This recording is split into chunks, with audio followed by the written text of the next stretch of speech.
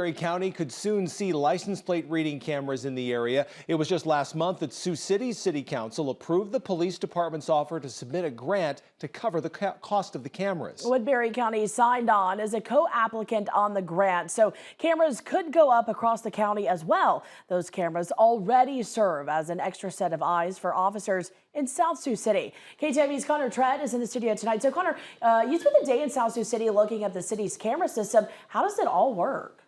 Well, Jess, the cameras, also called flock cams, only take still pictures of the rear license plate of vehicles. Those photos are then stored in a cloud and deleted after 30 days. To search for specific license plates, the vehicle has to be involved in an investigation of a violation of state statutes. And as a safeguard, a case number has to be entered with the license plate. In the year these cameras have been operating in South Sioux City, police have been able to track down 20 stolen vehicles in the area and vehicles involved in about a dozen hit and runs. These cameras have also been able to help crack down on suspects in the 2023 murder in Dakota Dunes, South Dakota, and a multi-state counterfeit ring. We had some people use counterfeit bills here in South Sioux, as well as Sioux City, Iowa, South Dakota, Illinois, and even Kansas. We were able to get a license plate.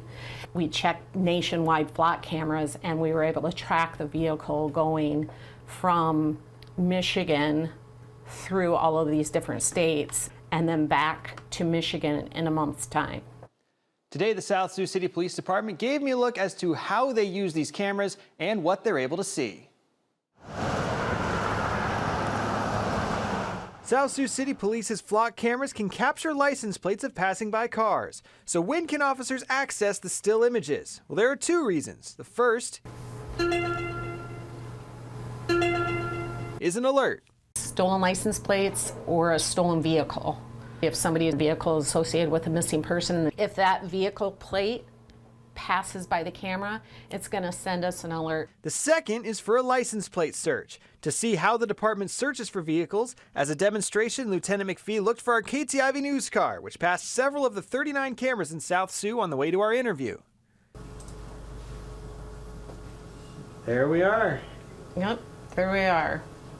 The camera was able to capture the time, the street, and the direction that my car was heading. I think it's going to help solve more crimes on both sides of the river.